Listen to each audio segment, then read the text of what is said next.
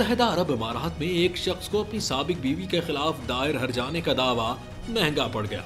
शौहर ने Dubai civil court में मौक़िफ़ अपनाया कि तलाक के बाद भी मेरी साबिका बीवी लग्जरी गाड़ी 27 माह तक इस्तेमाल करती रही। हालांकि गाड़ी मेरे नाम पर थी और उस पर 9,000 दिरहम माहाना किस्त का कर्ज भी वाजिब था। शौहर ने 2,74,000 दिरहम हर्जाने का मुतालबा किया। ताहम अदालत में बीवी ने मौक़िफ़ इख्तियार किया कि गाड़ी उनके बच्चे की नकलो हरकत के लिए इस्तेमाल करते हैं जो उनकी तहवील में है, और अदालत के हुक्म पर गाड़ी वापस भी कर दी गई। उन्होंने ट्रैफिक जुर्मानों की अदायगी, गाड़ी की वापसी और अदालती अहकामात के तमाम सबूत पेश किए। अदालत ने शौहर का दावा मुस्तरद कर दिया क्योंकि वो ये साबित न कर सके कि बीवी ने गाड़ी गलत इस्तेमाल की या वापसी में ताखिर की। व्हाट्सएप पैगामात से ये भी जाहिर हुआ कि गाड़ी बीवी को तोहफे में दी गई थी, जिसके बाद शौहर पर अदालती अखराजात भी आयद कर दिए गए।